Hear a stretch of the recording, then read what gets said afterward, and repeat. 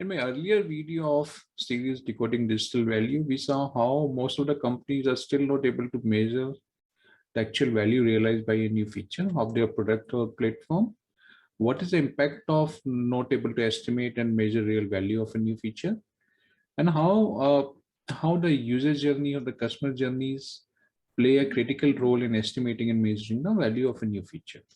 Now, in this video, we'll take example of a restaurant aggregator platform, and we'll explore some of the user journeys or customer journeys of a restaurant aggregator and food ordering app, and we'll see what are the characteristics of these journey and how can we measure the value for a new feature for these journeys and what are the connections between the different journeys. So let's start with looking at the two very obvious journeys. One is the online ordering journey, which a user or customer use when he or she wants to order the food online.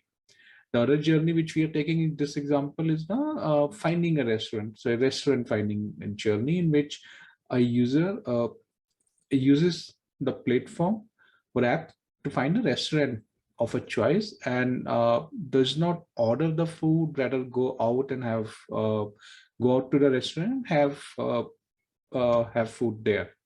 So now if we look at if we compare the revenue generation for this journey, the online ordering app journey has a direct revenue generation. However, the restaurant finance journey do not have a direct revenue generation impact.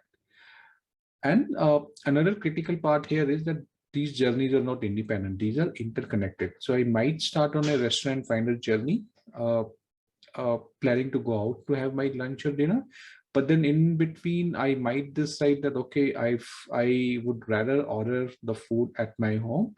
So I might switch from a restaurant finder journey to a online ordering journey. Now let's look at the two characteristics of each journey. We would be looking at the revenue versus the traffic. Now, and this is an illustration for one of the restaurant aggregators from a few years back, and this illustration has changed since then. At that point of time, as we could see, the restaurant finder journey, which is at the bottom, was a high traffic journey with 90 million monthly visitors. However, the revenue was only 10% of the total revenue. On the other extreme, if we look at the journey used by restaurant partners, the traffic, it was a low traffic journey, only 12K partners. However, the contribution to the revenue generation was 62%. So as we can see here, high traffic journey is not by default the high revenue journey, right? And this understanding of this facts plays an important role in estimating and measuring the value realized by a new feature. Use a simple calculation to measure the value for a new feature for the restaurant aggregator and food ordering platform or an app. And here the indicators which we have taken, just to simplify, the indicators we have taken is the average visitors to the platform, the restaurant finder engagement rate, so how many users actually use the restaurant finder, and then what's the conversion from the restaurant finder to making a purchase, and the average mail margin.